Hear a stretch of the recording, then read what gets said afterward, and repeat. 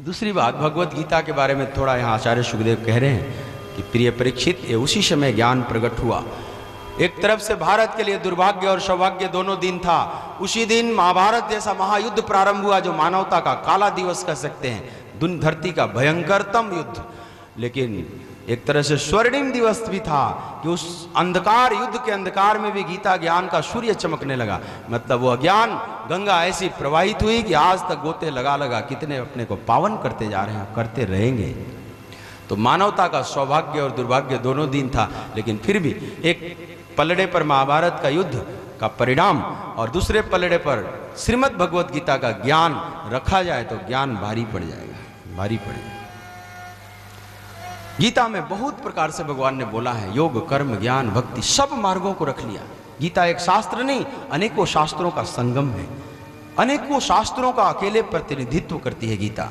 जैसा कृष्ण का जीवन बहुआयामी है, वैसी उनकी वाणी भी बहुआयामी है, मल्टी डायमेंशनल है। जो जिस मार्ग का है सबको गीता में मिल जाएगी बात। इसलिए जो कर्मयोगी हैं वो भी गीता को, तिलक, विनोबा, गांधी सब गीता को प्रेम करते हैं। कोई योग मार्गी है, परमहंस योगानंद, सब गीता को ये भी प्रेम करेंगे, इनके मार्ग भी हैं। कोई भक्ति मार्गी हैं, कोई चैतन्य है, रामानुज हैं, वे भी प्रेम करते हैं। कोई वेदांत के रास्ते वाले हैं, आदि शंकराचार्य हों चाहे ज्ञानेश्वर, सब गीता को, सबके लिए उसमें सब कुछ है। सब मार्गों की समग्रता से बात किया है भगवान ने।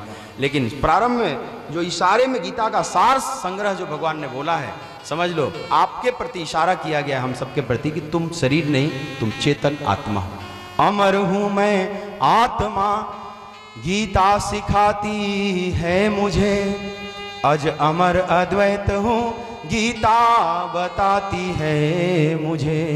इसलिए मौत से डरना नहीं चाहिए, मनुष्य को हर रोज गीता पाठ करना चाहिए। शुद्ध चेतन आत्मा दृष्टा सकल जग जाल का, इच्छुक हूँ भगवत कृपा का, भय नहीं अब काल का। ऐसा निश्चय धारण कर निर्भय विचरना चाहिए, मनुष्य को हर रोज गीता पाठ करना चाहिए। ये सार संग्रह समझ ले गीता का, जो केंद्रीय भाव है, इशारा है, यही है, अमर हूं मैं आत्मा। इसलिए मौत से डरना नहीं चाहिए। मौत शरीर की का होता है, आत्मा में कोई मृत्यु है, न जन्म है, न जीवन है, सिर्फ शाश्वत जीवन है।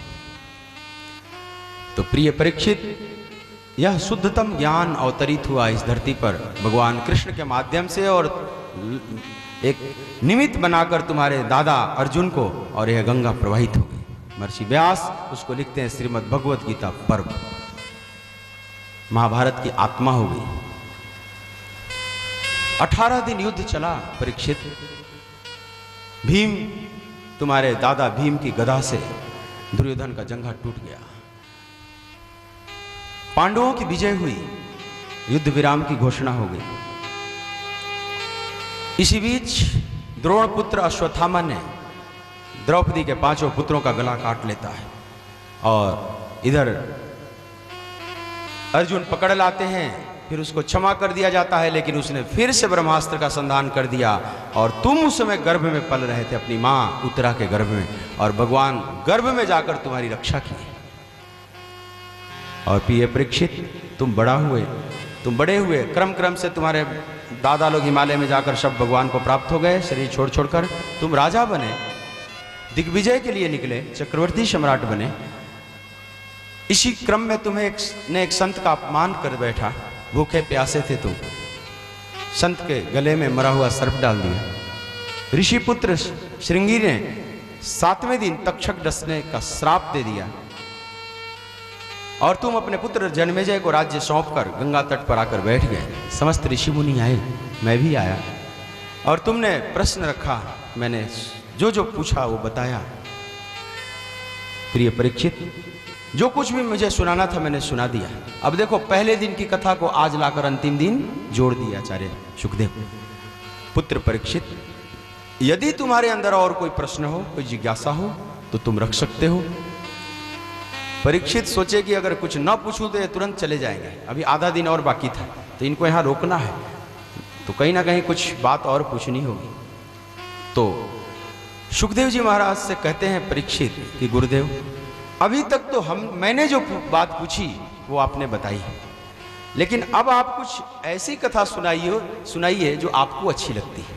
अब वक्ता पर ही छोड़ दिया। सूत जी कहते हैं, शौनकादि ऋषियों, थोड़ी देर के लिए आचार्य सुखदेव ध्यानस्थ हो गए, समाधि मग्न हो गए। थोड़ी देर के लिए कथा रुक जाती है, और समाधि में से जब बाहर आए तो एक कथा तैर कर आ गई।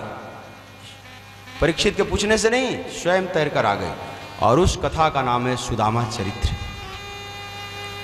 कृष्णस्य सखा कश्चित् ब्राह्मणो ब्रह्मवित्तमाः विरक्त इंद्रियार्थेषु प्रशांतात्मा जितेंद्रियः।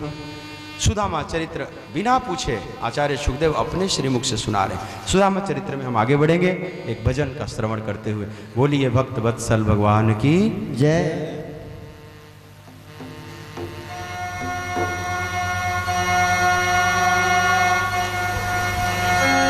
हरि मन चल वृंदावन धाम हो,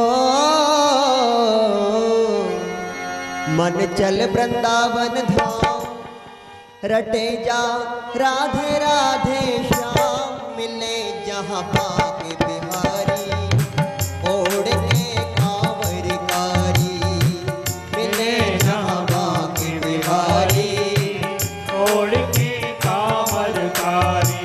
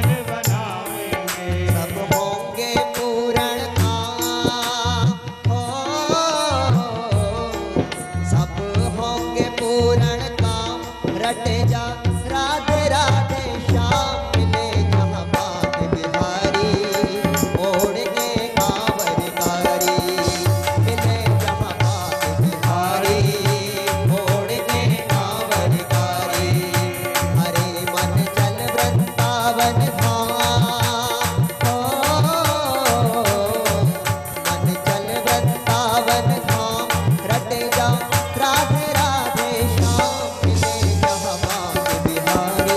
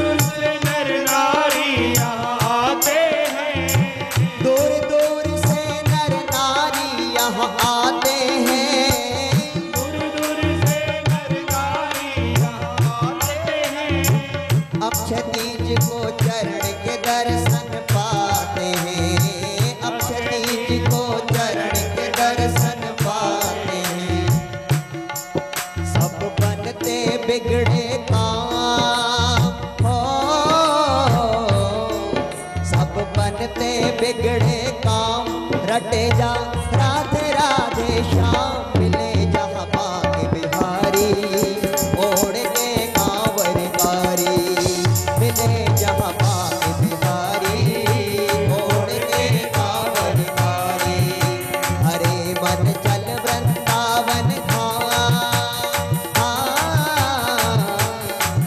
मन चल वृंदावन धाम रटे जा राधे राधे श्याम मिले जहाँ कुंज बिहारी मोड़ के कांवर कारी मिले जहाँ कुंज बिहारी ओढ़ के कांवर कारी।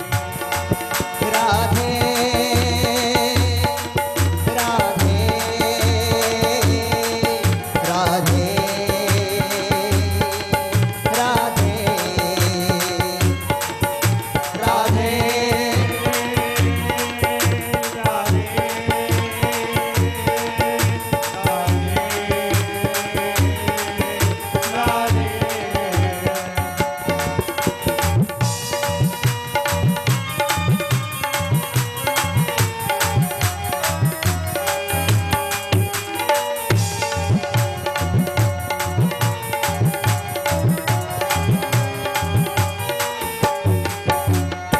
सब धामन में धाम वृंदावन धाम है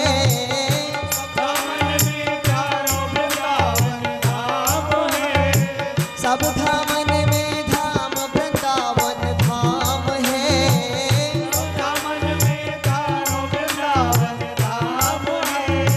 सबसे मीठा श्री कृष्ण का नाम है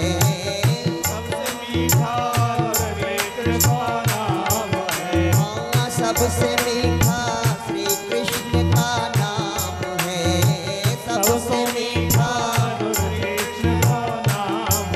क्यों भटके खामा खाम हो क्यों भटके खामा खाम रटे जा राधे राधे श्याम मिले जहाँ पाके बिहारी ओढ़ के कांवर कारी मिले जहाँ पाके बिहारी ओढ़ के कांवर कारी हरे मन चल वृंदावन धाम मन चल वृंदावन धाम रटे जा राधे राधे श्याम मिले जहाँ कुंज बिहारी ओढ़ के कांवर कारी मिले जहाँ पाके बिहारी ओढ़ के कांवर कारी हाँ मिले जहाँ कुंज बिहारी ओढ़ के कांवर कारी मिले जहाँ पाके बिहारी ओढ़ के कांवर कारी ओढ़ के कांवर कारी ओढ़ के कांवर कारी बोले कुंज बिहारी सरकार की जय बोलिए भक्त वत्सल भगवान की जय। जय जय श्री राधे। आचार्य सुखदेव कहते हैं, प्रिय परीक्षित, गुरुकुल के एक सखा हुए भगवान के, उनका नाम है सुदामा। कृष्णस्यासित सखा कश्चित ब्राह्मणो ब्रह्मवित्तमाः विरक्त इंद्रियार्थेषु प्रशांतात्मा जितेन्द्रियः। गुरुकुल के सखा हुए सांदीपनी ऋषि के आश्रम में, उज्जैन जहां महाकालेश्वर है, उसी गुरुकुल में भगवान के एक सखा हुए जिनका नाम है सुदामा। ब्राह्मण हैं, लेकिन सामान्य ब्राह्मण नहीं, ब्रह्मवित्तम, जो ब्रह्म को विदित कर लिया है, ब्रह्म विदित ब्राह्मण हैं, ब्रह्म का जो साक्षात्कार कर लिया है। और राजन, विरक्त इंद्रियार्थेषु, इंद्रियों के भोगों से बिल्कुल विरक्त है, कहीं कोई लिप्सा नहीं, प्रशांत आत्मा, बड़े प्रशांत रहते हैं, भीतर से एकदम शांत हो चुके। और शांत वे होते हैं जिनकी लिप्सा होती है बहुत ज़्यादा, बहुत कामनाएं, सो मेनी डिजायर्स उनके भीतर होते हैं, वो व्यक्ति अशांत आत्मा होता है। लेकिन डिजायरलेस जिस दिन, इच्छा रहित जब व्यक्ति हो जाता है तो वह प्रशांत आत्मा हो जाता है। तो परीक्षित प्रशांत आत्मा थे वे, कोई हलन चलन अब जीवन में नहीं था, कुछ भी नहीं, लेकिन फिर भी प्रशांत आत्मा। और जितेंद्रिय, जिनकी इंद्रियां जीती हुई थी,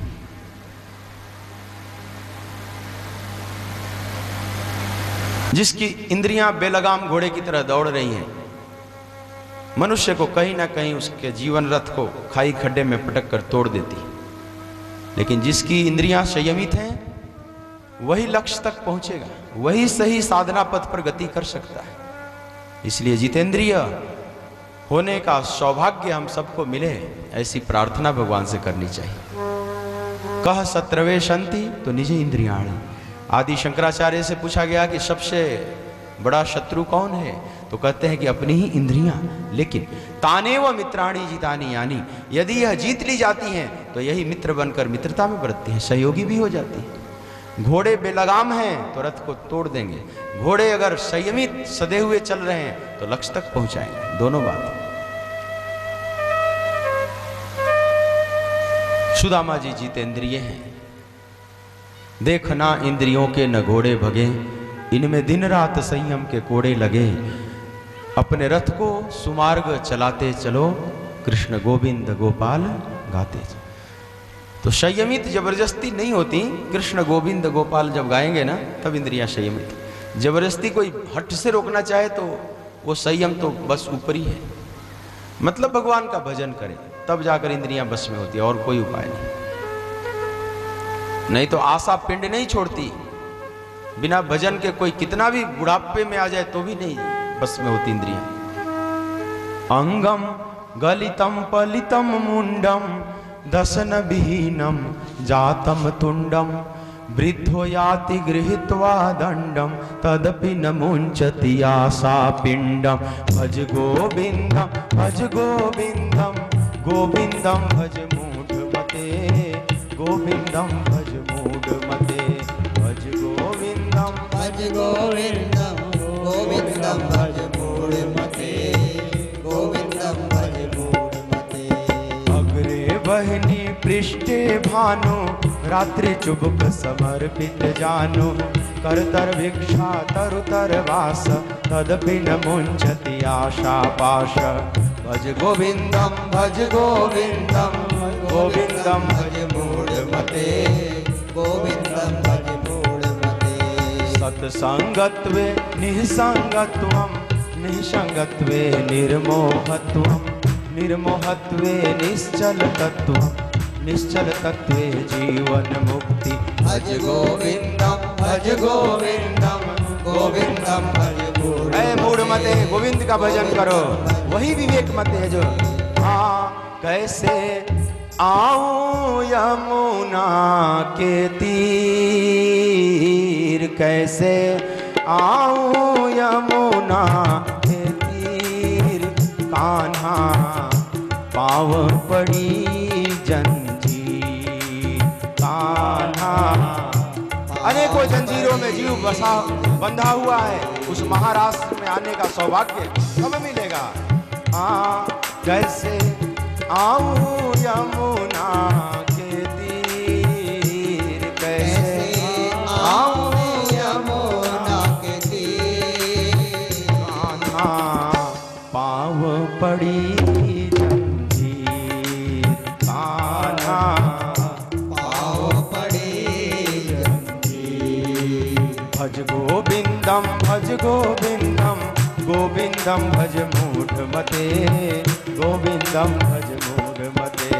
भज गोविंदम गोविंदम भज मूढ़मते, गोविंदम भज मूढ़मते। नहीं तो बार बार जन्म और मरण के चक्र में जीव घूमता ही रहेगा जब तक गोविंद का भजन न करे, जिसकी इंद्रियां बेलगाम है। पुनरपि जननम पुनरपि मरणम, पुनरपि जननी जठरे शयनम। इह संसारे खलु दुस्तारे, कृपया पारे पाहि मुरारे। भज गोविंदम भज गोविंदम गोविंदम भज मूढ़मते गोविंदम भज मूढ़मते गुरुते गंगा सागर गमनम व्रत परिपालम अथवा दानम ज्ञान विहीनम सर्वमतेन भजति न मुक्तिम जन्म सतेन भज गोविंदम भज गोविंदम गोविंदम भज मूढ़मते गोविंदम भज मूढ़मते कैसे आऊं यमुना के तीर कैसे आओ यमुना के तीर कान्हा पाव पड़ी जंजीर कान्हा पाँव पड़ी जंजीर भज गोविंदम गोविंदम भज मूढ़मते गोविंदम भज मूढ़मते भज गोविंदम भज गोविंदम गोविंदम भज मूढ़मते गोविंदम भज मूढ़मते बिना गोविंद के भजन किए यह बंधन नहीं खुलता। इंद्रिय संयम उसी की हो सकती है जो अपने मन को भगवान से जोड़ने का प्रयत्न कर रहे हैं या जोड़ चुके हैं। सुदामा जी पूरी तरह से जोड़ चुके थे, इसलिए आचार्य सुखदेव जैसे परमहंस महापुरुष भी उनकी स्तुति करते हैं कि ब्रह्म वित्तमः, वो ब्रह्म को विदित किया कर लिया था व्यक्ति।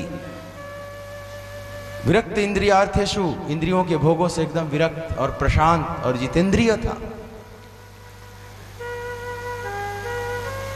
प्रिय परीक्षित, उनकी पत्नी का नाम था सुशीला। जैसा नाम वैसा गुण, सुशील थी स्वभाव से, बिल्कुल शील स्वभाव की थी, पतिव्रता का सब गुण था। सुदामा जी कुछ करते नहीं थे, दिन रात भजन ही करते थे, कोई काम नहीं करते थे गृहस्थी चलाने के लिए। भिक्षावृत्ति भी न करें, भिक्षा भी ना मांगे किसी से। तो गृहस्थी कैसे चलती थी? तो आकाश वृत्ति से, मतलब कोई स्वाभाविक लाकर घर में दे दे तो उसी से गृहस्थी चलती थी।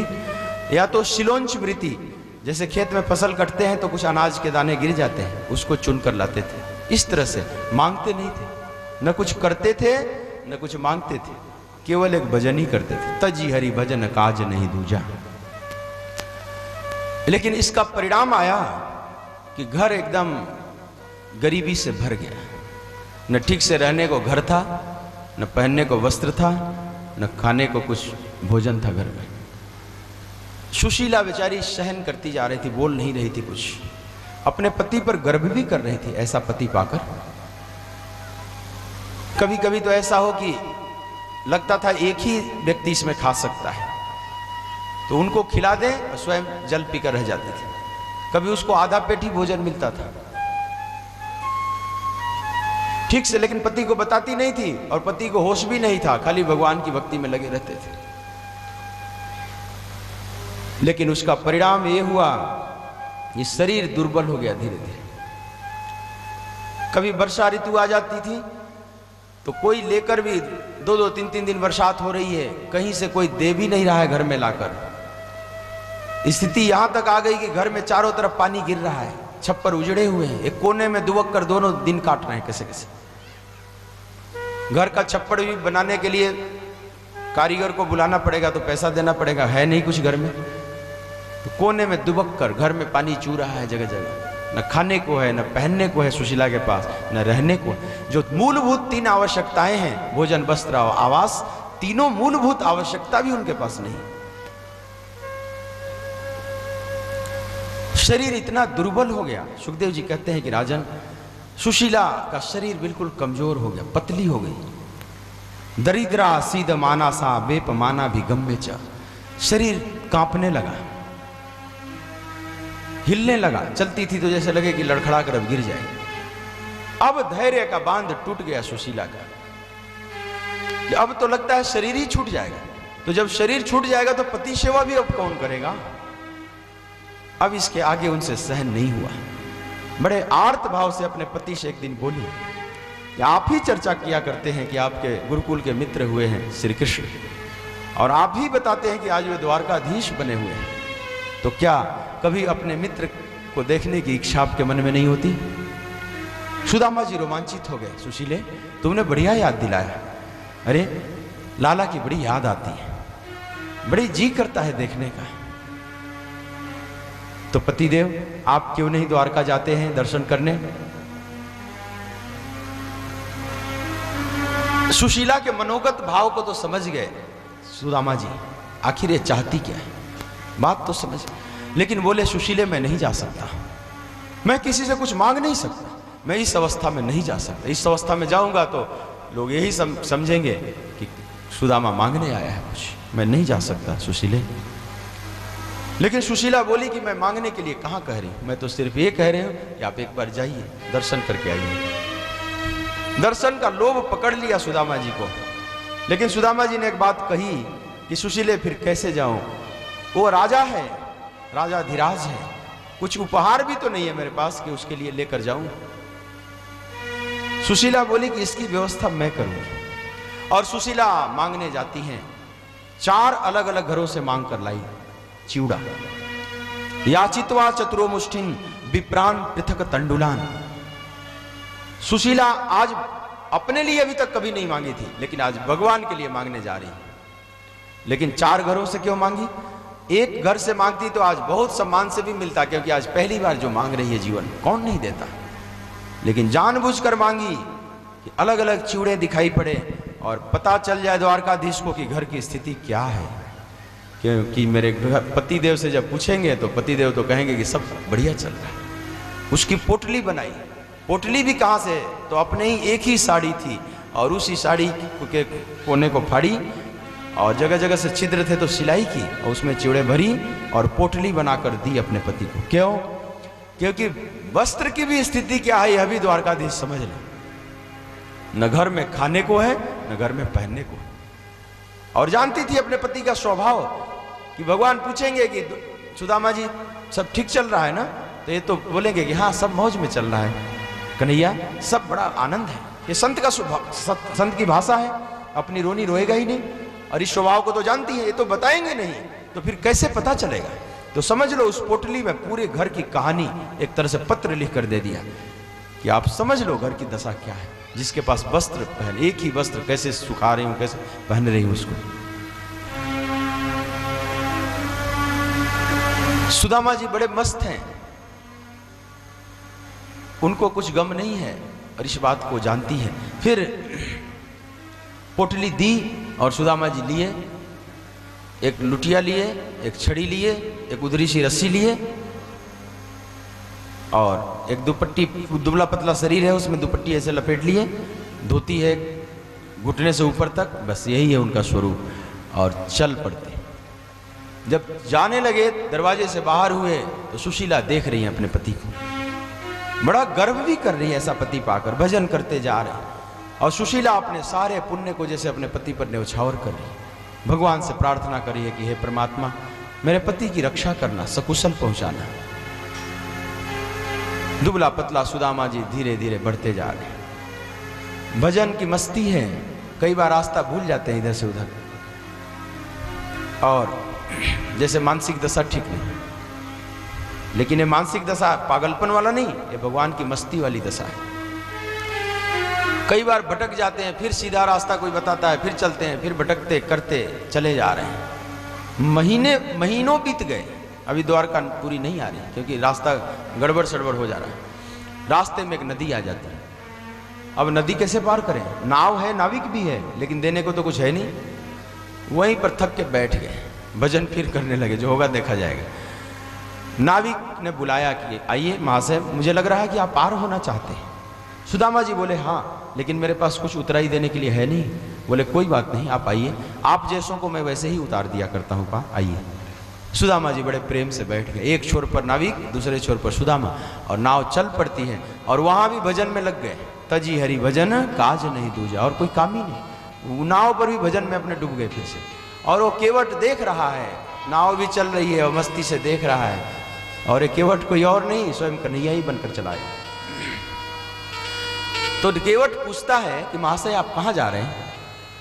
सुदामा जी बोले मैं द्वारका जा रहा हूँ। क्यों?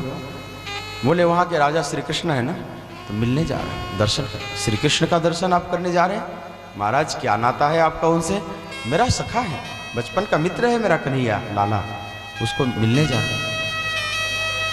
तो थोड़ा व्यंग में कहा, बोला केवट कि महाराज बुरा न मानना, आपकी स्थिति देखकर तो लग रही है द्वारकाधीश कहाँ, द्वारकाधीश राजाधिराज, और आप तो दरिद्राधीश की तरह दिख रहे हैं, दरिद्र शिरोमणि दिख रहे हैं, कहाँ आपकी मित्रता कैसे हो सकती है उनसे?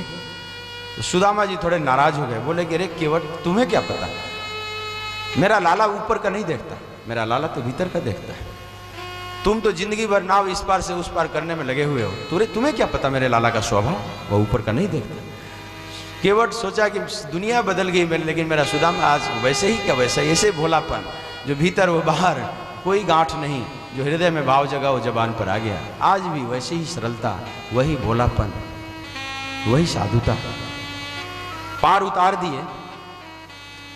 सुदामा जी पूछे कि भैया थोड़ा ये भी बता दो कि द्वारकापुरी और कितनी दूर है? महाराज बहुत दूर तो अब नहीं है, लेकिन जो आपकी स्थिति दिख रही है और जो चाल दिख रही है उससे तो लग रहा है कि अभी 15 दिन और लग जाएगा। इतना सुनते ही सुदामा घबरा गए, बोले अभी और है 15 दिन, यहाँ हड्डी हड्डी घिस गई चलते चलते, और 15 दिन इतना दूर बैठा हुआ है तो कन्हैया एक पेड़ के नीचे जाकर लेट गए, बोले कि पहले सो लूं, बाद में देखा जाएगा, जो होगा सब विचार किया जाएगा। भगवान की सत्ता हिल गई, बड़ी करुणा आई। योग माया को आदेश दिए कि अब सीधा उठाकर इनको रख दो द्वारका के एकदम गेट पर, और उसी समय जय जयकार होने लगा, द्वारकाधीश की जय, द्वारका बंदी भाटकुल अनेकों गायन कर रहे हैं, कहीं शहनाई बज रही है, कहीं कुछ हो रहा है, उत्सव का माहौल है। नींद खुली, आंख मलमल देखने लगे, मैं कहाँ आ गया, मैं तो कहीं और लेटा था, यहाँ कहाँ से, चलो इस बात का बाद में सुलझाएंगे, लेकिन आया हूं तो है कौन सी नगरी? तो द्वारपालों से जाकर पूछे, भाई ये कौन सी नगरी है? बोले महाराज ये द्वारकापुरी है। अच्छा द्वारकापुरी है, यही तो मैं आना चाहता था। बोले अगर ये सचमुच में द्वारकापुरी है तो यहाँ के राजा श्री कृष्ण होंगे? हाँ महाराज। बोले भैया मेरे को मिलना है उनसे। द्वारपाल बुरा नहीं माने, उनको कोई संशय नहीं हुआ, क्योंकि जानते थे मेरे ठाकुर के ऐसे ऐसे बहुत से भक्त। ये भजन गाते हैं ना कितने कि द्वारपाल धक्का दे रहे हैं, सुदामा गिर रहे हैं बार बार, ये सब बेवकूफ़ी पूर्ण सब बनाया गया, बिना भागवत पढ़े वैसे मन गढ़ंत। ऐसे नहीं थे द्वारपाल, भगवान के द्वारपाल तो गजब बड़े विद्वान और बड़े समझदार लोग थे, और अपने स्वामी के स्वभाव को जानते थे ना कि हमारे स्वामी के तो ऐसे ऐसे बहुत हैं, ऐसे ऐसे दीनहीन उनको बड़ा प्रिय हैं, वे तो केवल भक्ति देखते हैं, उनके लिए कोई फर्क नहीं पड़ता बाहर की स्थिति। तो उनको संशय नहीं हुआ, तो धक्का नहीं दे रहे हैं सुदामा जी को, उन लोगों ने बस स्वागत किया। बोला महाराज वैसे संतों के लिए तो कोई रोक टोक नहीं है, फिर भी दोपहर का समय है, प्रभु भोजन करके विश्राम में जाने ही वाले होंगे, जरा मैं पता करके सिर्फ आता हूँ, फिर आपको बता, जरा आप प्रतीक्षा करें। दौड़ा द्वारपाल, भगवान बिस्तर पर अब जाने ही वाले थे विश्राम के लिए, और जाकर प्रणाम करता है द्वारकाधीश को। प्रणाम। क्या है द्वारपाल, क्यों आए हो? महाराज एक मिलने आए हैं व्यक्ति आपसे। कौन है? तो उनके स्वरूप का वर्णन करता है द्वारपाल नरोत्तम दास जी के छंद में। आइए इसको हम देखें कैसा सुदामा जी का स्वरूप है। तो शीश पगा न झगा तन पे, प्रभु जाने को आही बसे के ही ग्रामा, धोती फटी सिलटी दुपटी, अरुपाय उपान की नहीं श्यामा, द्वार खड़े द्विज दुर्बल एक, रह्यो चकिसो वसुधा अभिरामा, और पूछत दीन दयाल को धाम, बतावत आपन नाम सुदामा। सुदामा सुनते ही भगवान इतने भाव में, मेरा मित्र गुरुकुल का ऋषि शांतिपनी के यहाँ जो मित्र था सुदामा, वो मिलने आया है, और उसकी दशा का तुम ऐसा वर्णन कर, भागे मिलने के लिए, पटका कहीं और गिरा, पीताम्बर कहीं और गिर रहा है, नंगे पांव दौड़े चले जा रहे हैं, अनेकों देवड़ियों को पार करते हुए महल के भागे जा, पूरे महल में हाहाकार मच गया। आखिर हो क्या गया, कौन सी आपात स्थिति आ गई? इधर दारुक दौड़ रहे हैं, इधर उद्धव दौड़ रहे हैं, इधर रुक्मिणी दौड़ रही है, कुछ समझ में बात नहीं आ रही। वो द्वारपाल भी चकित हो गया, हो क्या गया, सब पीछा कर रहे हैं, लेकिन भगवान सबसे पहले दौड़कर चले गए द्वार पर, और अपने सुदामा को खड़ा हुआ देखे, 1 सेकंड देखे और तुरंत जाकर अंक में भर लिए, और इतने रुदन करने लगे भगवान जैसे सुदामा का अभिषेक हो गया। मेरे मित्र तुम्हारी ये दशा, मन ही मन सोच रहे हैं, पहले जी भर कर अपने सखा को देखे, क्योंकि गुरुकुल के बाद आज पहली बार दर्शन मिल रहा है। और ये मेरी सुदामा की दशा है। और मैं द्वारकाधीश अपने को बड़े कोस रहे भगवान, अंक में भर कर लाए और उस सिंहासन पर बैठाए जिस पर कभी बलराम जी भी नहीं बैठे थे, कोई भी नहीं बैठ सकता था उस पर, और विराजमान करके स्वयं चरणों में बैठ गए। रुक्मिणी जी जल लेकर आई, पानी परात नीचे रखा हुआ है, रुक्मिणी जल भी डाल रही है, लेकिन भगवान की आंखों से अश्रु भी बह रहे हैं, अश्रु मिश्रित जल से प्रक्षालन हो रहा है। इस दृश्य को जरा देखिए अपने भाव जगत में। देखी सुदामा की दीन दशा, करुणा करके करुणा निधि रोए, पानी परात को हाथ छुओ नहीं, नैनन को जल सो पग धोए। ऐसे अश्रु झड़ रहे। यह चित्र रखने लायक, कभी घर में ऐसा चित्र मिले तो रखो। सुदामा जी बैठे हैं सिंहासन पर, भगवान चरणों में और पाद प्रक्षालन कर रहे हैं, अश्रु मिश्रित। यह दृश्य रखने। कई ब्राह्मण आजकल परशुराम का चित्र रखते हैं, वो फरसा लिए, धनुष बाण लिए परशुराम। मुझे समझ में नहीं आता कि ब्राह्मणों के आदर्श परशुराम कैसे हो सकते हैं। उनका व्यक्तित्व भी देखो तो क्षत्रिय जैसा है, कोई ब्राह्मण जैसा मिल तो न कोई ज्ञान का उपदेश दिया है परशुराम ने, न कोई शास्त्र लिखा है। कभी कथा में भी देखो परशुराम ने कोई बढ़िया बात बोला है, कोई बोलता है? कोई नहीं बोलता। एक पागल क्षत्रिय का रोल है वो भी, क्रोध और अहंकार के पिटारी दिखते हैं परशुराम। कौन सा आदर्श तुझे दिखाई मिलता है? क्या ब्राह्मणों में और व्यक्तित्व की कमी हो गई है? क्या ब्राह्मणों में अकाल पड़ गया है ज्ञानी महापुरुषों का? क्या अत्रि नहीं है, वशिष्ठ नहीं है? क्या सुदामा जैसे लोग नहीं रहे अब? क्यों तुम परशुराम को बनाते हो आदर्श? इसमें क्या एक पॉलिटिकल स्टंट है, एक राजनीतिक फितूर है दिमाग में अपना दिखाने के लिए, हमारे पास भी ताकत है। तुम राम को रखो। एक तो जातीय जहर फैलता है इस माध्यम से, जाति पाति का डिस्टेंस होता है समाज में, तो राम रखने लायक है तो राम को, और नहीं तो तुम्हें अगर जातीय रूप से रखना है तो सुदामा का रखो ना। सुदामा क्या कम गर्वान्वित है कि भगवान चरणों में बैठे हैं और सुदामा सिंहासन पर बैठे। ये देखने लायक, ये ब्राह्मणत्व का यहाँ पूर्ण विकास दिखाई पड़ रहा है। और परशुराम में क्या दिखाई पड़ रहा है? राम से हारे हैं परशुराम। राम ने जो दंड दिया, लखन ने उनको हिला के रख दिया परशुराम को, जिनका फरसा तक नहीं चल रहा है, ऐसी की तैसी हो गई। उस परशुराम भीष्म पितामह ने ऐसी की तैसी कर दिया परशुराम का, एक शस्त्र नहीं चलने दिया भीष्म ने। तो क्षत्रियों से तो बार बार लात खाए हैं परशुराम। किस बात का तुम आदर्श मानते हो? क्या तुम परशुराम बनना चाहते हो? अपने हृदय से पूछो। आदर्श होंगे तो सुदामा जैसे, अत्रि, वशिष्ठ कुल जो बड़े बड़े महापुरुष हुए उनको क्यों नहीं मान, जो ज्ञान का उपदेश वशिष्ठ दे रहे हैं भगवान राम को, जिसको योग वासिष्ठ कहा जाता है। तो नासमझी में नहीं, या तो चित्र रखो तो ऐसा सुदामा जैसा चरित्र सिंहासन पर बैठे हो। ये भारत के ब्राह्मण की ये गरिमा है। फरसा लिए हुए घूमता हुआ ब्राह्मण नहीं है, शास्त्र लिए हुए, शस्त्र नहीं, लेकिन इसमें एक सौंदर्य है। तो अब इस भाव में अब जरा देखिए इस दृश्य को। खैर भगवान ने पाद प्रक्षालन कर लिया, सुदामा जी को स्नान इत्यादि कराया, वस्त्र धारण कराया, बढ़िया। फिर भोजन हुआ। सब रानियां देख रही है। जब भोजन इत्यादि सब हो गया तो अब रानियां प्रणाम करने आ रही है। मैं महाराज भीष्मक की कन्या रुक्मिणी महाराज प्रणाम करती हूँ। सौभाग्यवती भव। महाराज मैं जाम्बवंत की पुत्री जाम्बवंती आपको प्रणाम कर रही हूँ। सौभाग्यवती भव, ऐसे आशीर्वाद देते रहे। मैं सत्यभामा, मैं कालिंदी। लाइन लग गई, 15, 20, 50 तक प्रणाम कर ली, लाइन खत्म ही नहीं हो रहा। सुदामा जी सोच रहे हैं अगल बगल की भी महिलाएं को लाकर प्रणाम कर रही हैं, लेकिन लाइन फिर भी खत्म नहीं हो रहा है। तो कन्हैया को पास में बुलाए, बोले लाला ये सब कौन है? बोले सब अपनी पत्नियां हैं। बोले लाला अभी कितनी हैं? बोले 16,108। बोले लाला क्या बात कर रहा है तू? मैं तो थक गया, मेरा हाथ ही थक गया देते देते आशीर्वाद। अब एक ही उपाय है, या तो सबको इकट्ठा बुलाओ, इकट्ठा ही आशीर्वाद दे दूं, या तो तुम ही कर लो प्रणाम, सबके बदले में मैं तुम ही को दे देता हूँ, लेकिन अब मेरे बल नहीं है। तो खैर भगवान कौतुकी हैं, सबको प्रणाम इकट्ठा ही करवा दिए, कहे कि सब बैठ जाओ, तंग मत करो मेरे सखा को इतना आशीर्वाद, झोली खाली हो गई इस गरीब की, तुम लोग लाइन लगाई पड़ी हो। तो उसके बाद अब विनोद हो रहा है, थोड़ा सा कौतुक। सुखदेव जी महाराज कह रहे हैं कि अब उपहार तो लेकर आए हैं, लेकिन वो बगल में दबाए हुए हैं सुदामा। वो चाहते हैं कि अकेले में दूंगा। इतनी कुलीन रानियां कुल यहाँ हैं, इनके बीच में अब मेरे लाला की निंदा होगी कि ऐसा उपहार लेकर आए हुए।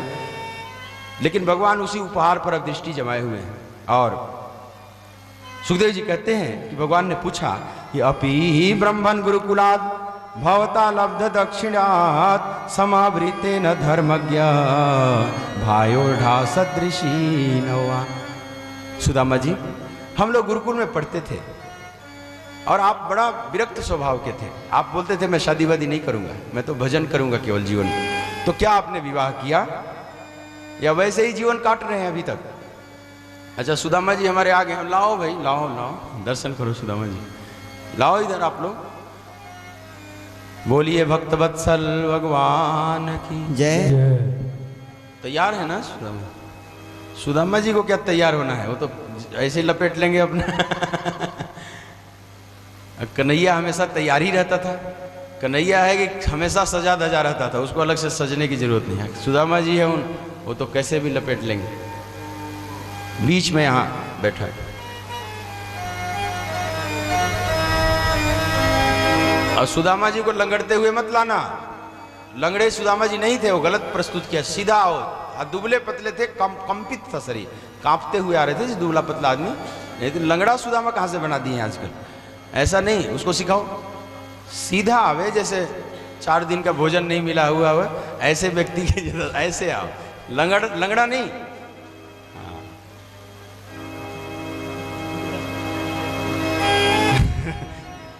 द्वारपाल बहुत मजेदार है। देखना अपने भाला को संभाले रखना। इधर लाओ लाओ लाओ, बैठा दो, अब हो गया। और लंगड़ा नहीं, लंगड़ना मत। हाँ, थोड़ा कमर झुकी हुई थी, ऐसे आओ। धोती फटी सी लटी दुपटी। अरे चरणों में सुदामा नहीं बैठे, गलत, ऊपर बैठा। कृष्ण बैठे हैं चरणों में, उल्टा करो। अब कृष्ण सिंहासन छोड़ो, हाँ बैठो चरणों में।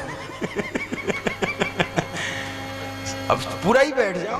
पारा तो रुक्मिणी कहाँ है? अरे कोई कन्या को रुक्मिणी बनाकर भेजो उधर से, वो परात जलवल। अच्छा चलो, इतना ही ठीक है। हाँ, द्वारपाल खड़ा, द्वारपाल नहीं बैठेगा। और भाला लेकर उधर देखो, पहरा दो उधर बॉडीगार्ड की तरह। हाँ, कोई आवे नहीं, किसी पर भाला ताने रहो उधर से, एकदम कोई ना आवे, एकदम जेट सुरक्षा। हाँ। ये दृश्य था। और रुक्मिणी जी भी इधर थी। चल तुम ही रुक्मिणी भाई, इधर आ जाओ, अंदर आ जाओ, फोटो खींचना। यहाँ खड़ी हो जाओ, इधर खड़ी हो जाओ, पीछे इधर खड़ी हो जाओ। खड़ी होकर लोटा ले लो हाथ में। हाँ, लोटा उटा है? अरे एक कलश ही उतार के दे दो ना, बहुत कलश। उधर उधर वाला कलश, उधर इधर कोने वाला, इधर बहुत। इतने बड़े बड़े कलश किस दिन काम आएंगे? और ये सब, ये जो टोपी, अंग्रेजी टोपी बनी, ये सब पटरानियां हैं, समझ लो। ये सब कुल सत्यभामा है, कोई बड़े बड़े कुल से आई हुई। तो हाँ, अब ऐसे ही बस हो गया। अब ऐसे ही पड़ी, पाँव मत धुलवाओ, ऐसे ही पड़े रहो, खड़ी रहो बस, लोटा लेकर, या बैठी रहो लोटा लेकर, बस हो गया। अब इस झांकी को देखें। और अब भगवान विनोद कर रहे हैं। बच्चे को हटा लो, उसको हटा, खींच लो, आगे बढ़ो। हाँ, इसमें अब भगवान विनोद कर रहे हैं कि आप विवाह करना नहीं चाहते थे, तो क्या आपने विवाह किया या वैसे ही जीवन जी रहे हैं ब्रह्मचारी का? बोले लाला, मन तो नहीं था, लेकिन माता पिता का आग्रह था बहुत ज़्यादा, तो विवाह करना पड़ा। और तुम्हारी भाभी का नाम है सुशीला। भगवान बोले इतना बढ़िया नाम और इतनी सुंदर भाभी लाया, और मेरे को बताया तक नहीं, मेरे को विवाह में बुलाया तक नहीं। नाराज हो जाते हैं सुदामा जी की, बहुत मत बोलो, अभी बड़े बड़े आंसू बहा रहे हो। तुमने 16,108 विवाह किया और एक बार मेरे को निमंत्रण कार्ड दिया, याद किया आपने सखा को कि गुरुकुल का सखा भी उसको बुला लो। भगवान ने बोला कि विवाह तब, कार्ड तब भेजता ना जब कार्ड छपता। सुबह कोई पता ही नहीं है, शाम को बहू घर में आ गई है। बोले सब विवाह ऐसे ही हुआ, किसी का विवाह नहीं हुआ ठीक से। बोले विवाह हुआ लेकिन द्वारका में आकर हुआ, किसी का ठीक से निमंत्रण कार्ड नहीं छपा। एक सत्या का छोड़कर सारे विवाह हुए हैं द्वारका में आकर, मायके में किसी का विवाह नहीं हुआ। सब भगवान की शादियां कुल ऐसी हुई उल्टी हुई, तो कार्ड कैसे छपवाते अब? तो फिर भगवान ने पूछा कि जब भाभी ने मेरे लिए कुछ जरूर भेजा होगा। अब सुदामा जी थोड़े संकोच में आ गए, तो सोचे कि अभी नहीं दूंगा, अपना ये मित्र है, इससे क्या छुपाना। लेकिन ये रानियां जो बड़े कुलीन घर की है, देखेंगी कि कैसा उपहार लेकर आया है द्वारकाधीश के लिए, तो बड़ी बेइज्जती होगी, मेरी सखा की बेइज्जती होगी, कृष्ण की ही। बड़े इसके सम्मान कर रहे हैं और लेकर उपहार कैसा आया हुआ है। सोचे अकेले में दिखाऊंगा भरी सभा, तो सोचे बात को जरा इधर उधर टाल दूं। बोले अच्छा लाला ये बताओ, याद है वो दिन गुरुकुल में हम लोग पढ़ते थे, तो लकड़ी काटने गए थे एक दिन, और बड़ी तेज बारिश हो गई और तुम कांप रहे थे एकदम से पेड़ का जड़ पकड़ के, तुम्हें याद है वो दिन? बोले हाँ वो सब याद है, लेकिन ये बताओ कि वो क्या भेजा, भाभी ने क्या भेजा है। अब सुदामा जी संकोच की, देखो ये भूल नहीं सकता, वही बात पकड़ कर बैठा हुआ है। फिर सुदामा जी बोले लाला याद है वो गुरुकुल में एक दिन लकड़ी काटने गए थे और बारिश हो गई और गुरु माँ बोली कि जब तक वे नहीं आएंगे तब तक मैं भोजन तक नहीं करूंगी। हाँ हाँ वो सब बातें हमें याद है, लेकिन ये बताओ कि भाभी ने क्या भेजा है। अब फिर तंग आ जाते हैं कि तो जिद पर आ गए। बोले लाला एक बार याद है पाठ याद करने के लिए दिया था गुरुजी ने, और मैंने सुना दिया, तुमने नहीं ठीक से सुनाया था, वो याद है ना दिन? बोले सब याद है मुझे, मैं जो पूछ रहा हूँ वो बताओ भाभी ने क्या भेजा है मेरे लिए। अब बोले इसकी यही आदत है, भूल नहीं सकता, ये बचपन से वैसे ही अभी भी है। न सुदामा बदले हैं न कृष्ण बदले। जब मित्र मिलते हैं ना, जैसे कितना भी बड़े बड़े मित्र हो जाएंगे, लेकिन बचपन वाला फिर आदत दिखाने लगते हैं, पूर्व संस्कार के अनुसार, वही मित्रता का रस भी है। तो देख रहे हैं कि न कृष्ण देख रहे हैं न सुदामा हमारा बदला है, और सुदामा देख रहे हैं कि ना हमारा कृष्ण बदला है, आज भी वैसे ही चंचल है। तो नाराज हो गए सुदामा जी, बोले कि बहुत तंग करोगे ना तुम्हारा सब पोल खोल दूंगा यहाँ पर। बोले क्या पोल खोल दीजिएगा? सुदामा जी बोले मैं बता दूंगा कि चोरी करता था बचपन में वस्त्र उठा लेता था गोपियों का, झूठ बोलता था, मटकी फोड़ता था। बोले कि क्या बताइएगा, सबको सब पता है, यहाँ सब पता है सबको। अब तो सुदामा जी बड़े परेशान हो गए। अब भगवान लक्ष्य उधर लगाए हुए हैं, जो पोटली दबाए हुए हैं ना बगल में, उधर ही देख रहे हैं। अब सुदामा डरे हुए हैं, और देखते देखते भगवान ने उस पोटली को खींच लिया, और जब खींचा तो बहुत कमजोर पोटली थी ना, और वो फट जाती, वहीं पर चिवड़ा गिर गया। और जब चिवड़ा गिर जाता है, बिखर गया, पहले तो भगवान ने निहारा उस चिवड़े को ध्यान से, फिर अपने मुट्ठी में लिया और समझ गए कि यह सुदामा एक घर से नहीं है तो कई घर से इसकी पत्नी मांग कर लाई है। इसका मतलब हुआ कि घर में ठीक से खाने को नहीं है, ये मांगा हुआ है और कई घरों से भिक्षाटन में मिला हुआ चिवड़ा है। और जब उस पोटली को देखने लगे, अब बैठ लो बस ऐसे, हाँ बैठ, ऐसे ही बैठे, हो गया। चरण बहुत दुबले पतले हैं, ठंडा ठंडा लग, इनको ठंड लग जाएगी तो और कन्हैया को भी अब बैठा दो, अब सिंहासन पर बैठ लो। अब मित्र की वार्ता हो रही है, अब बैठ लो, अब कोई, हाँ अब इस पर बैठ लो, हाँ बस सो गए। और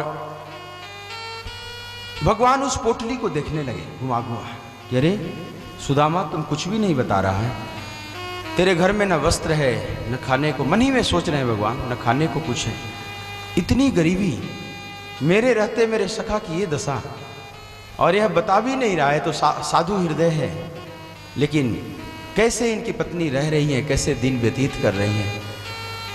और भगवान को बड़ी करुणा आती है। भगवान मन ही मन संकल्प लेते हैं कि आज अपने मित्र को वो दूंगा जो शायद किसी को दिया हो। मैं यह कलंक नहीं सह सकता कि मेरा भक्त और इस तरह की का जीवन जी। और यह तो ऐसा साधु हृदय है कि बोलेगा ही नहीं कुछ।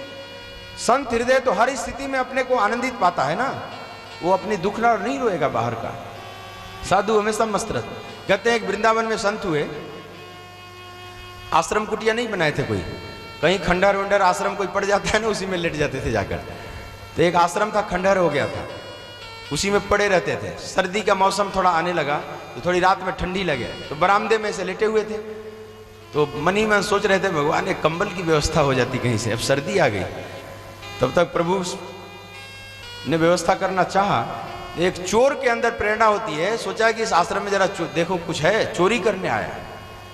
तो देखा बाबा जी सो रहे हैं, तो अंदर घुसकर चोरी करना चाहता, तो अपना कंबल जो लिया था ना वो कंबल रख दिया बरामदे में ताकि शांति से ढूंढूंगा।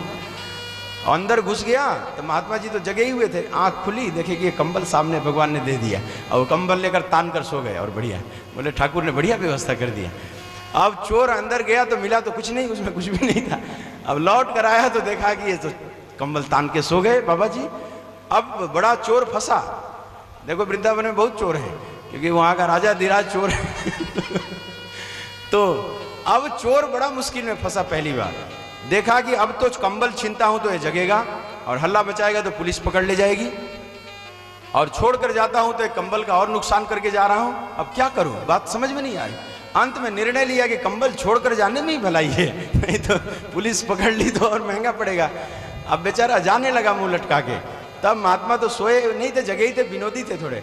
फिर आंख खोलकर बोले कंबल से मुंह निकाल कर कि अरे भाई कौन हो, जा रहे हो तो जरा दरवाजा सटाते जाना भाई।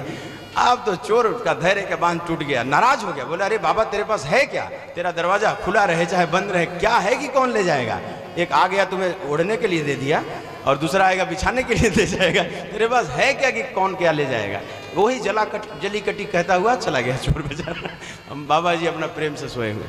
तो जो भी मिला सब भगवान की कृपा समझ के, जैसा जीवन है वैसा ही ठाकुर का प्रसाद मानकर। सुदामा की यही स्थिति है, जैसा है। लेकिन भगवान कह रहे हैं कि ये तो कहेगा नहीं मेरा मित्र, लेकिन आज दूंगा। और संकल्प करते हैं, एक मुट्ठी चिवड़ा उठाए और मुख में डाले, और मन ही मन संकल्प लिए कि समस्त पृथ्वी और स्वर्ग के ऐश्वर्य को मैं प्रदान करता हूं अपने सखा को। इस बात को रुक्मिणी समझ गई, और कोई नहीं समझ रहा। एक मुट्ठी खा गए चिवड़ा, फिर दूसरी मुट्ठी उठाते हैं और पूरा वैकुंठ का भी अब ऐश्वर्य देने जा रहे हैं। लेकिन रुक्मिणी समझ गई। देखो भागवत के अनुसार एक ही मुट्ठी खाए हैं और दूसरी मुट्ठी में रोक दिया। फिर बोली कि अरे हम लोगों के लिए भी तो कुछ छोड़िए प्रसाद के लिए, आप सब खा रहे हैं। तो सुदामा जी ने भी साथ दिया कि हाँ लाला नुकसान भी करेगा, ये खाए जा रहा है वैसे ही। लेकिन इस बात को कृष्ण और रुक्मिणी समझ को छोड़कर और कोई नहीं समझा, और भगवान ने रोक तो दिया। रुक्मिणी भी डर गई कि सब कुछ दे देंगे, हमारे लिए क्या बचाएंगे। तो लेकिन भगवान नाराज हो गए रुक्मिणी पर मन ही मन कि तुमने रस में भंग कर दी। मैं अपने भक्त को दे रहा था, तुमने रस भंग कर दिया बीच में आकर। और खैर छोड़ देते हैं। सुदामा जी से और वार्ता हुई, रात व्यतीत हुई। सवेरे भगवान सोचे कि सुदामा जब तक जाएंगे नहीं इनको पता कैसे चलेगा। तो इशारे में भगवान ने बोला कि सुदामा जी और रुकिएगा, कि अब जाने का मन है या और रुकने का मन है। अब बताओ कोई ऐसा पूछे तो क्या बोलेगा, कोई नबी मन तो भी कहेगा। तो सुदामा जी बोले लाला दर्शन की इच्छा थी सो तो हो ही गई, अब आदेश दो, अब मैं चलूं। खिला पिला कर सुदामा जी को विदा कर रहे हैं, दिए कुछ नहीं। सुदामा जी भी जा रहे हैं, लेकिन मन ही मन विचार कर रहे हैं कि देखो मेरा लाला कितना महान है, मेरे को अपने सिंहासन पर बैठा, ऐसा राजसी सम्मान दिया मेरे को। और दिया कुछ इसलिए नहीं कि भजन में व्यवधान पड़ेगा, मैं उसी में बह जाऊंगा। ये पॉजिटिव थिंकिंग कर रहे हैं मन में, और कन्हैया के उस एक एक घटनाओं का याद कर करके मस्त होकर चले जा रहे हैं। अपने गांव में आए, लेकिन अपनी कुटिया के पास आए तो कुटिया तो वहां थी नहीं, विशाल महल खड़ा हो गया है। तो पहले तो लगा कहीं दूसरे गांव में तो नहीं आ गया, कन्फर्म किए तो पता चला गांव तो यही है, और यहीं पर मेरी कुटिया थी, पर कुटिया गई कहाँ। ऐसे हाँ उधर ही चला था, और कुटिया गई कहाँ। तो इस ऐसे विचार कर ही रहे थे, तब तक वहां पर सुशीला निकल कर आ रही है, और सुशीला जी सोने की थाली में आरती सजाकर आ रही हैं, और बहुत सी दासियां पीछे से आ रही हैं, और दासियां अलंकृत हैं बहुत ज्यादा। तो जो दासियां इतनी अलंकृत हैं तो सुशीला को ऐश्वर्य कितना मिला है आप कल्पना करें। और सुशीला को पहचान नहीं पाए सुदामा जी, प्रणाम की तो पीछे हट गए, देवी तुम कौन हो, पहचान नहीं पाए। क्यों? क्योंकि अब सुशीला नहीं है, पंडितानी नहीं, सेठानी हो गई थी, अब चलते नहीं बन रहा है। देखो सेठानी लोगों को चलते नहीं बन रहा है, बुढ़ापे में सब हड्डी घिस गई है बेचारी को, अब कुर्सी लगाना पड़ता है, कुर्सी पर भी जल्दी नहीं बैठ पाती साधारण। वो स्थिति खा खा कर ऐसी स्थिति हो गई थी सुशीला की, तो पहचान में नहीं आ रही। फिर कौन, तुम कौन हो? तो परिचय दिया कि आप ही की मैं सेविका हूं। अरे सुशीले तुम, ये सब क्या हुआ, कैसे हुआ? सुशीला बोली कि मैं रात में अपनी कुटिया में सोई और सुबह नींद खुली तो ये सब दिखाई पड़ा, महल में अपने को पाई, कैसे हुआ, किसने किया, मुझे भी नहीं पता। सुदामा जी रोने लगे कि अरे सुशीले ये तो कन्हैया ने ऐसा किया है, सब उसी का खेल है। लेकिन सुशीले इस ऐश्वर्य में हम लोग भगवान की भक्ति नहीं छोड़ेंगे, इस बात का ध्यान रखना। और दोनों फिर भगवान के भजन में लग जाते हैं। समस्त ऐश्वर्य है लेकिन अब कोई ऐश्वर्य का लगाव नहीं, आसक्ति नहीं, और भजन में लग गए। और भजन करते करते सुखदेव जी महाराज कहते हैं एक दिन आयु के दिन पूरे होते हैं और दोनों की सदगति हो जाती है भगवान से एकाकार हो जाते हैं। बोलिए भक्त वत्सल भगवान की जय। इस तरह से आचार्य सुखदेव ने अपने श्रीमुख से यह सुदामा चरित्र सुनाया। आइए एक भजन का श्रवण करते हुए अब तेजी से शेष कथाओं का हम लोग श्रवण करेंगे। बोलिए भक्त वत्सल भगवान की जय।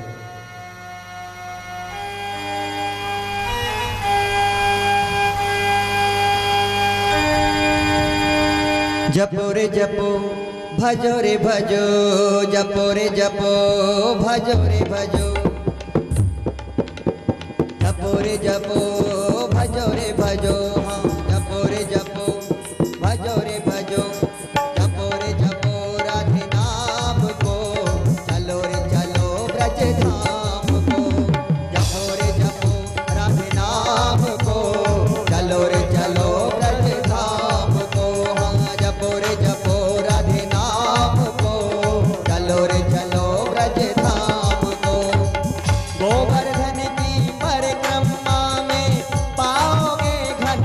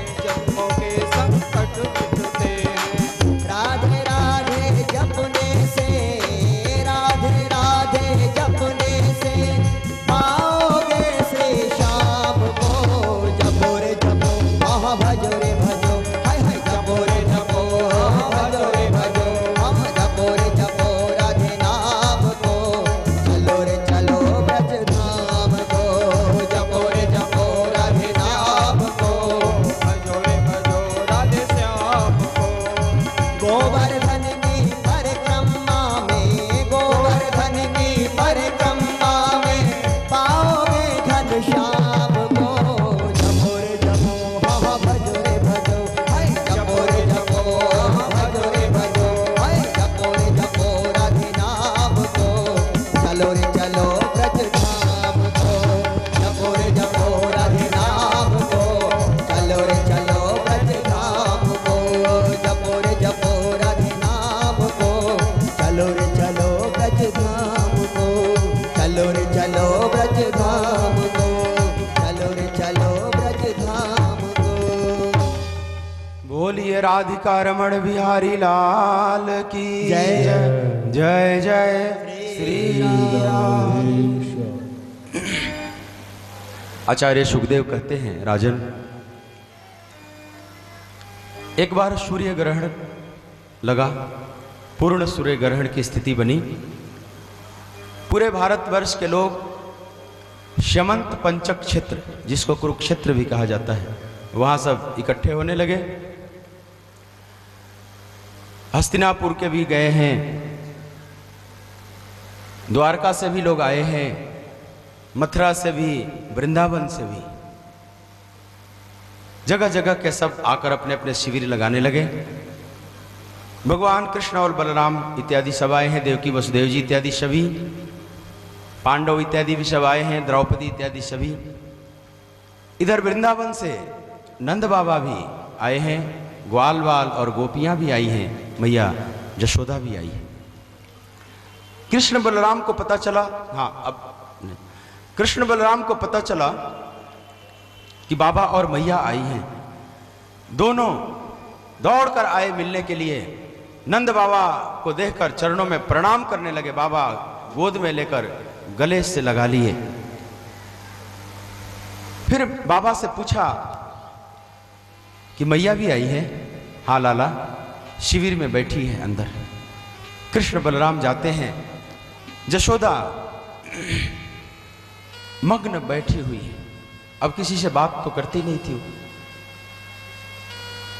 मैया को देखते ही साष्टांग चरणों में दोनों लेट गए कृष्ण बलराम। यशोदा ने देखा तो आंखों में आंसू और छाती से दूध झड़ने लगे। अपने लाला को देखी है लगभग 100 साल बीत गए और आज इतना दर्शन मिल रहा है प्रेम से। माड़ी से कुछ शब्द नहीं निकल रहे और प्रेम कर रही है अपने दोनों लालाओं को।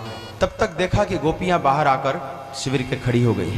भगवान ने कहा कि मैया पुनः मैं फिर आता हूं, गोपियों से जरा मिलकर आता हूं।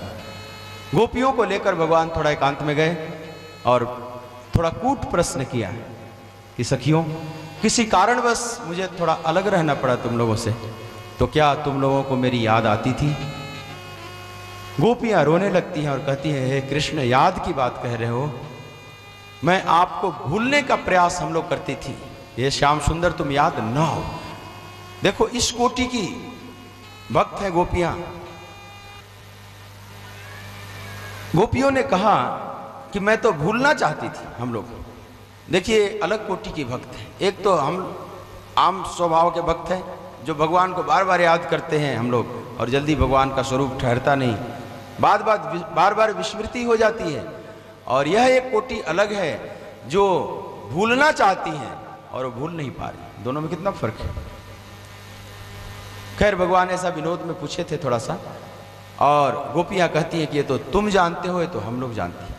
भगवान ने देखा कि गोपियों का हृदय बिल्कुल निर्मल हो चुका है और वहीं पर महावाक्य का उपदेश किया, जो वेदांत के जो शुद्धतम जो सब जगह बोले जाते हैं। भगवान ने कहा कि गोपियों, तुम लोग भाव से समझो ऐसा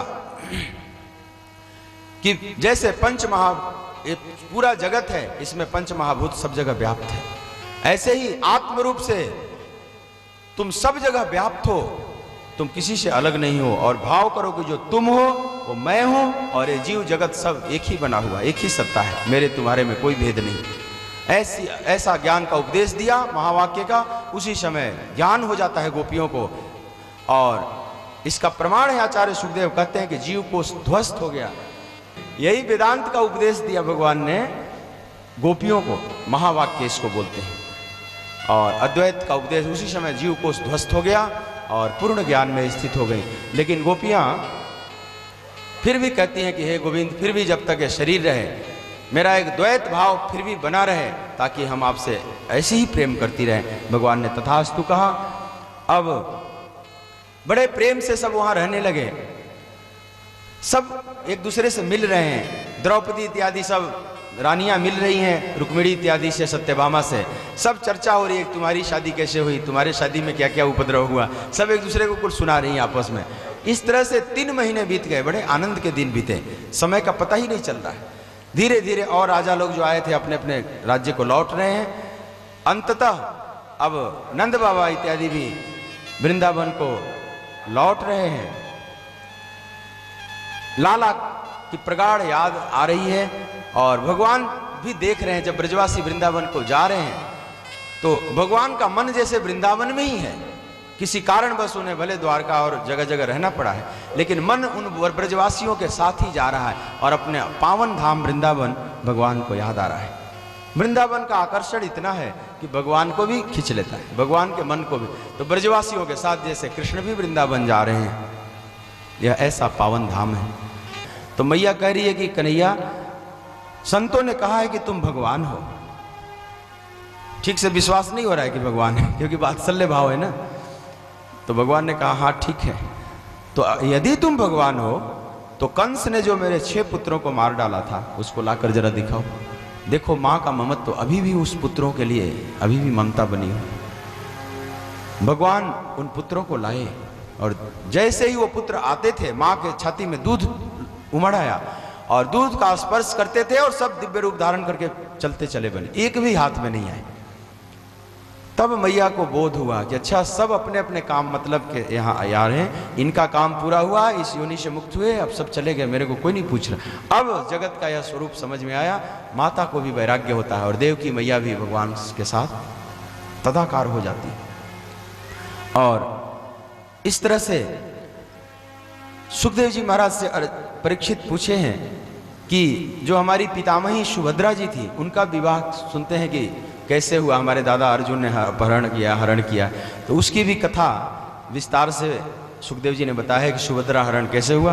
अब आप लोगों को मैं बहुत विवाह सुना चुका हूँ पहले, अब बहुत सुनाने की जरूरत नहीं, क्योंकि समय के अनुसार। चलो, सुभद्रा हरण की लीला भी भगवान की प्रेरणा से ही, चूँकि सुभद्रा का विवाह दुर्योधन से कर रहे थे दाऊ, दुर्योधन शिष्य था उनका। सुभद्रा एकदम नहीं चाहती थी, भगवान भी इस बात को जानते थे, लेकिन बड़े भाई हैं दाऊ, अब उनके कैसे रखा जाए मान। तो अर्जुन को इशारा किया कि आओ संत भेष में। अब सबको कुछ गड़बड़ करना हो तो संत भेष, सब साधु भेष धारण करते, बदनाम होते हैं बेचारे साधु। तो उसको भी साधु बनना पड़ा, भगवान ने बनाया, अर्जुन बन गए साधु। तो असरण शरण भेष है, किसी को कुछ करना है तो संत बना दो। सब लोग विश्वास कर लेते। अब उसी में खूब दाऊ सेवा में लग गए कि बड़े सन्यासी आए हैं बड़े, अब संशय नहीं हुआ इधर हरण करके, लेकिन इसमें सब योजना तो भगवान ने ही बनाई थी। इस तरह से सुभद्रा हरण की भी कथा सुखदेव जी सुनाए हैं। और इसके बाद यहीं पर भागवत का जो उत्तरार्ध है वह भी पूरा होता है 10वें स्कंद का।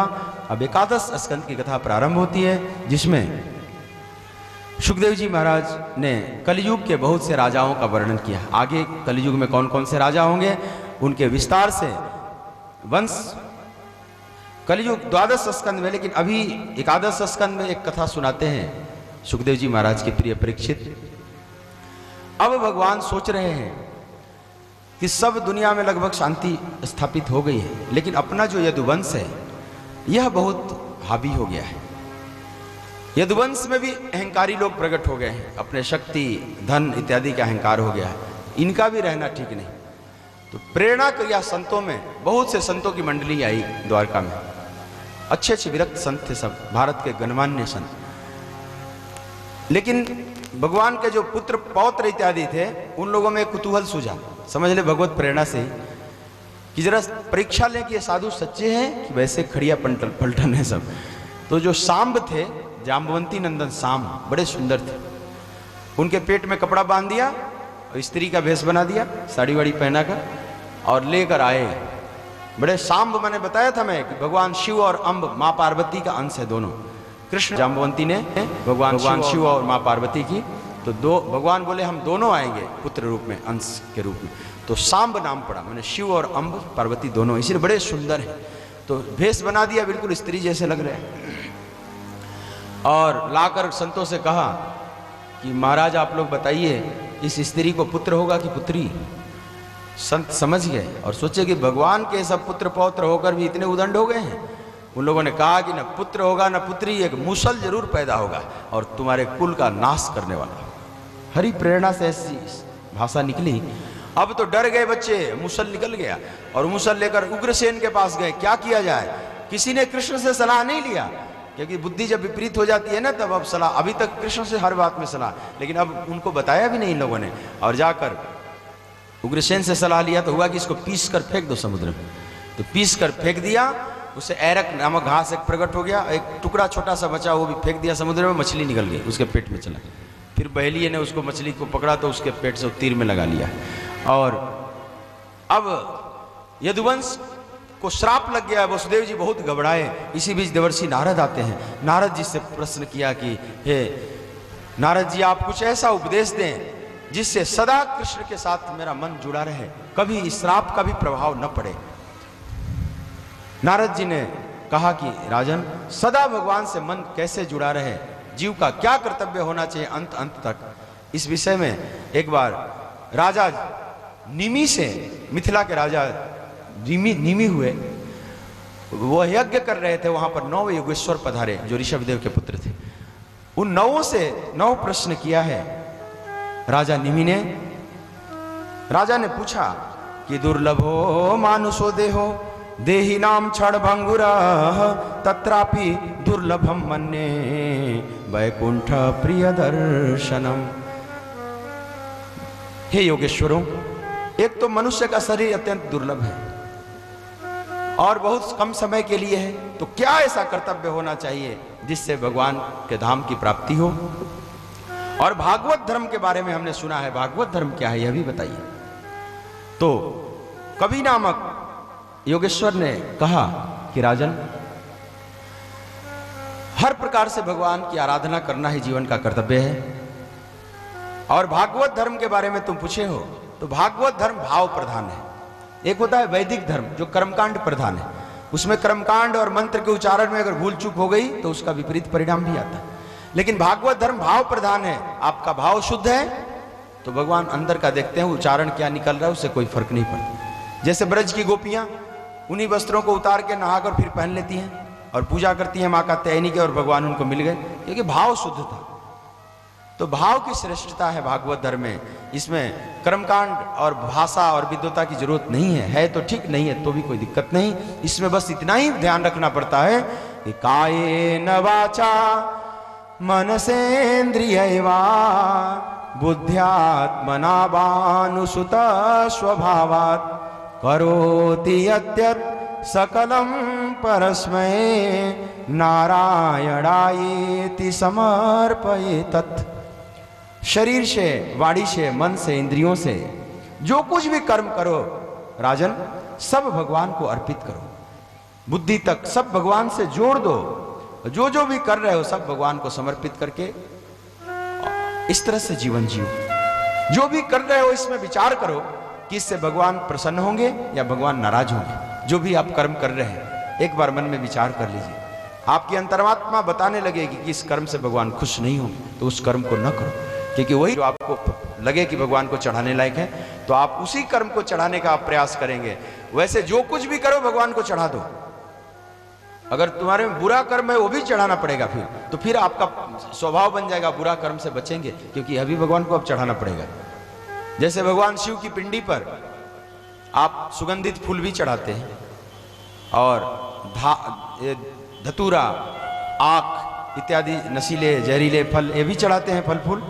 मतलब यहाँ भाव है कि परमात्मा मैं आपको अपने शुभ कर्म को भी चढ़ा रहा हूँ, अपने अशुभ कर्म को भी चढ़ा रहा हूँ, अब सब कुछ तुम संभालो। तो अब अशुभ कर्म करने में आप घबराएंगे क्योंकि अशुभ कर्म भी अब चढ़ाना पड़ेगा। भागवत धर्म को आपने धारण किया है तो सब भगवान को अर्पित करना पड़ेगा। इस तरह से धीरे धीरे बुरे कर्म छूटते चले जाते हैं, जीव पावन हो जाता है और एक दिन भगवान उसको अपना लेते हैं। फिर राजा ने पूछा है कि भगवान भक्त का लक्षण क्या होता है? तो हरि नामक योगेश्वर बोले हैं कि राजन, भक्त जो होता है, परिस्थिति चाहे जो भी हो, वह सदा भगवान की तरफ ही देखता रहता है। तितिक्षु होता है उसका स्वभाव। जो भी मान अपमान, सुख दुख, हानि लाभ, जय पराजय इत्यादि परिस्थितियां जीवन में आती हैं, भक्त सबको हंसते हंसते झेलता है और सब में भगवान के करुणा और प्रसाद देखता है। वह शिकवा शिकायत नहीं करता, वह शुक्रगुजार पूर्ण उसका जीवन होता है, शिकायत पूर्ण नहीं। फिर राजा निमि ने पूछा प्रबुद्ध नामक योगेश्वर से कि भगवान, माया से छूटने का उपाय क्या है? तो प्रबुद्ध नामक योगेश्वर बोले कि राजन, इसमें 3 बातें हैं। पहली बात तो ये कि क्या तुम सचमुच माया से छूटना चाहते हो?